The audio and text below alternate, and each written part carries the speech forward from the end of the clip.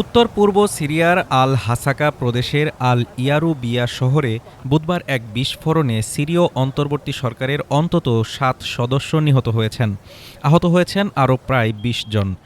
অন্তর্বর্তী সরকারের প্রতিরক্ষা মন্ত্রণালয় দাবি করেছে, বিস্ফোরণ স্থলটি ছিল হস্তনির্মিত বিস্ফোরক ও ড্রোনের গোলাবারুদ তৈরির একটি কারখানা।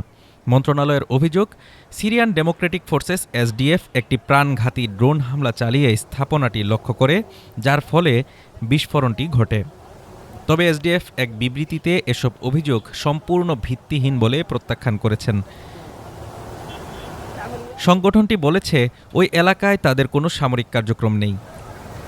এসডিএফের দাবি, বিস্ফোরণটি ঘটে দামেস্ক ঘনিষ্ঠ গোষ্ঠীগুলির গোলাবারুদ পরিবহনের সময় দুর্ঘটনাবশত এবং এর সঙ্গে তাদের বাহিনীর কোনো প্রত্যক্ষ বা পরোক্ষ সম্পৃক্ততা নেই।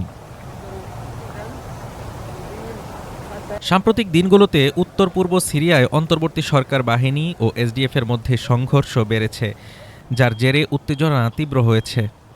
এই সংঘর্ষ নিয়ে যুক্তরাষ্ট্রের প্রেসিডেন্ট ডোনাল্ড ট্রাম্প অন্তর্বর্তী সরকারের প্রধান আহমেদ আল শারার প্রতি সমর্থন প্রকাশ করেন। তিনি যুক্তরাষ্ট্র সমর্থিত এসডিএফের সমালোচনা করে বলেন, সংগঠনটি বিপুল অর্থ ও তেল সুবিধা পেয়েছে এবং তারা যুক্তরাষ্ট্রের স্বার্থের চেয়ে নিজেদের স্বার্থকেই বেশি গুরুত্ব দিয়েছে। এর আগে সোমবার অন্তর্বর্তী সরকার জানায়, এসডিএফের সঙ্গে একটি সমঝোতায় পৌঁছানো হয়েছে। চুক্তির বিস্তারিত বাস্তবায়ন নিয়ে আলোচনার জন্য এসডিএফকে ৪ দিনের সময় দেওয়া হয়েছে। সরকার বলেছে, চূড়ান্ত সমঝোতা হলে হাসাকা ও কামিশলির কেন্দ্রীয় এলাকায় তাদের বাহিনী প্রবেশ করবে না।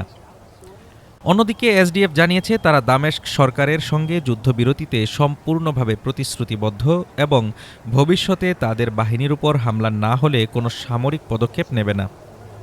Desk report, Dhaka today.